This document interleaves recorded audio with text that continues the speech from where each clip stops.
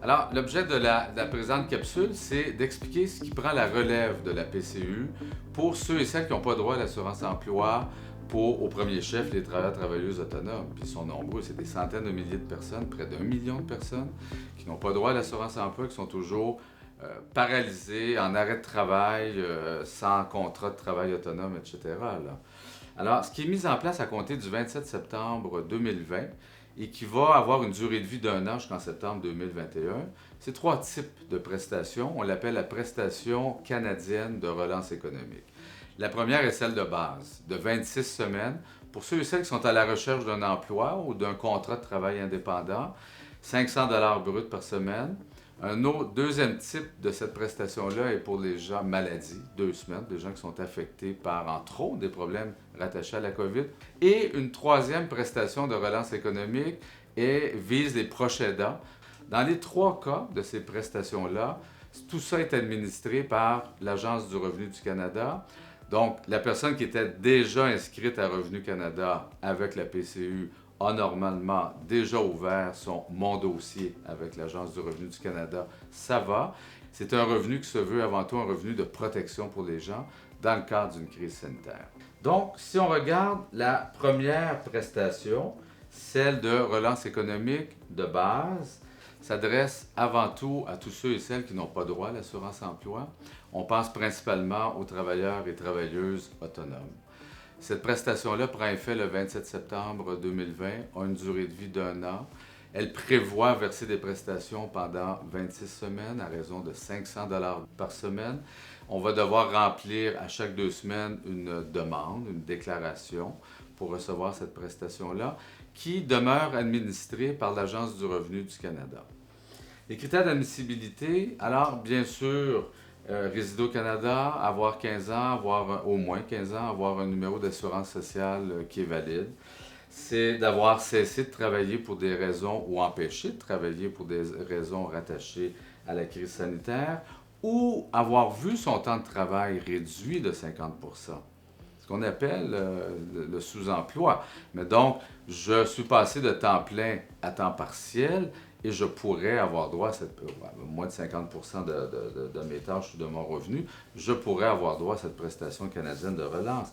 Ne pas avoir quitté volontairement son emploi à moins d'un motif raisonnable. Raisonnable est un terme très large, mais qui va pouvoir se discuter. En cas de refus, on va pouvoir déposer une demande de révision. Il faut bien sûr ne pas être admissible à l'assurance emploi pour avoir droit à cette prestation de relance. Et c'est toujours ce même critère aussi d'avoir gagné au moins 5 000 soit dans l'année fiscale 2019, soit dans l'année fiscale 2020, tout dépendant de l'année où on dépose cette demande de prestation, ou dans les 52 semaines qui précèdent la demande de prestation. Si je travaille tout en recevant cette prestation de relance économique, c'est donc que je travaille à moins de 50% d'une tâche normale d'un temps plein.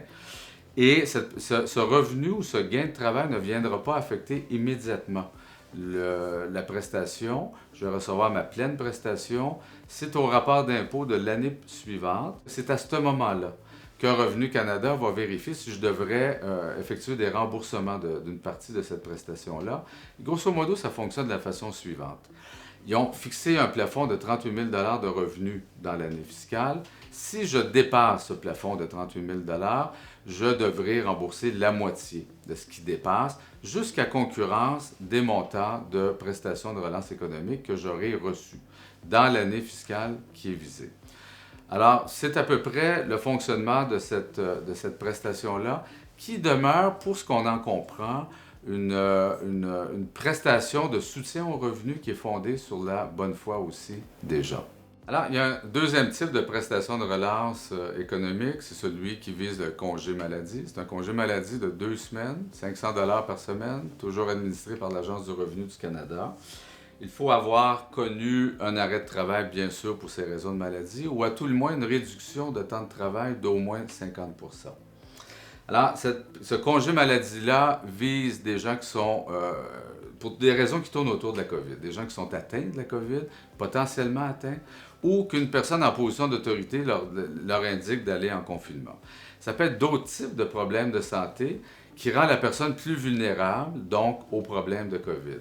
C'est tout ce qui entoure ces problématiques-là qui font en sorte qu'une personne peut demander ce congé maladie. Bien sûr, elle n'a pas droit à l'assurance emploi. Bien sûr, il n'y a pas d'autres types de rémunération qui rentrent en ligne de compte d'assurance salaire ou de congé maladie d'employeur, etc. C'est le principal revenu qui interviendrait, celui de la prestation de relance économique. Mais ce congé-là est donc un congé qui est en vigueur à partir du 27 septembre et jusqu'à l'année prochaine, septembre 2021. Il existe un troisième type de prestation de relance économique et qui vise les proches aidants. Qu'est-ce que le proche aidant? C'est quelqu'un qui va s'occuper d'un enfant de moins de 12 ans qui ne pourra pas aller à l'école ou au service de garde pour toute une série de raisons problématiques autour de la question de la pandémie, de la COVID-19.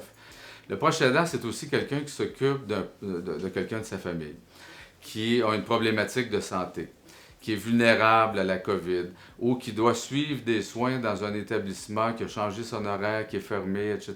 Il y a toute une problématique encore là qui est rattachée à la COVID qui fait que cette personne-là a besoin d'un proche aidant.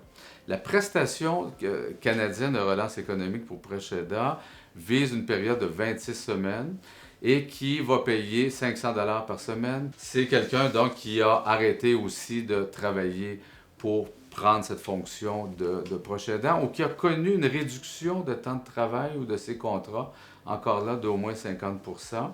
Alors, ce qu'on vient de voir, c'est les trois types de prestations de relance économique qui ont été mises en place et qui visent à protéger les gens qui n'ont pas droit à l'assurance emploi. Au premier chef, on pense aux travailleurs et aux travailleuses autonomes.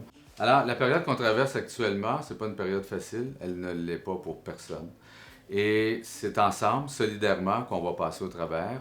Le Conseil national des chômeurs et chômeuses est comme un de ces leviers qui peut nous aider à passer au travers, parce que cette organisation-là, avec ses groupements, est là pour vous aider, pour vous informer, pour vous défendre le cas échéant.